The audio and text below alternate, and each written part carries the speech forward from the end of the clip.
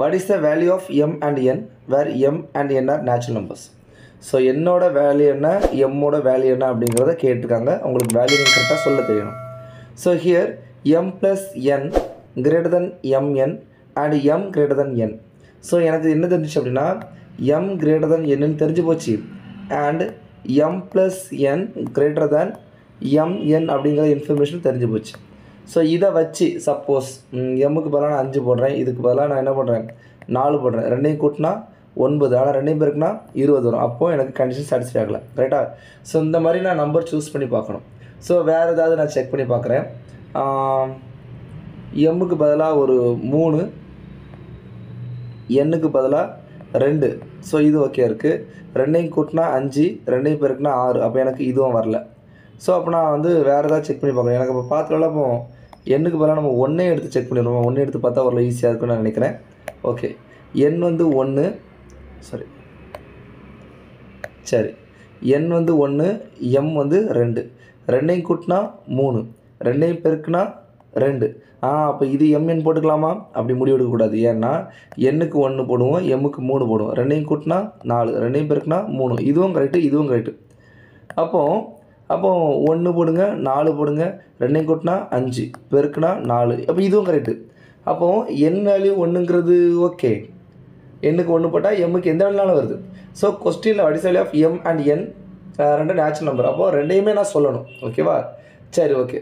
வேறு பாசிபிலிட்டி பார்க்கணும். அப்போ ஸ்டேட்மெண்ட் 2க்கு நான் வரேன். அப்போ ஸ்டேட்மெண்ட் 1 வச்சதுனால எம்மோட வேல்யூ என்ன வேல்யூ ஸ்பெசிஃபிக்காக சொல்ல முடியல.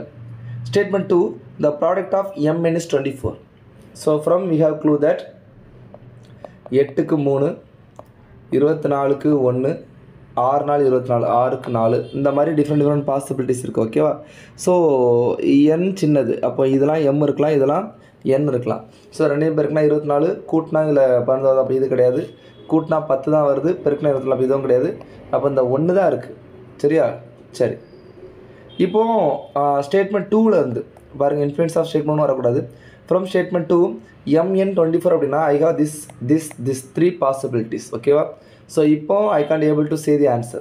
So while combining these 2 statement, so I came to the conclusion that m is 24 and n is 1. So m greater than n condition satisfied, and m plus n is 25 and mn is 24. Here also the condition satisfied.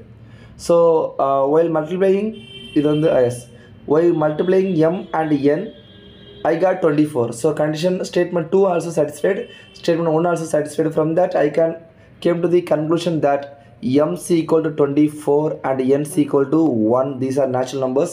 So I answered this question, right? So இப்போ நான் என்ன choose பண்ணணும் அப்படின்னா answer C.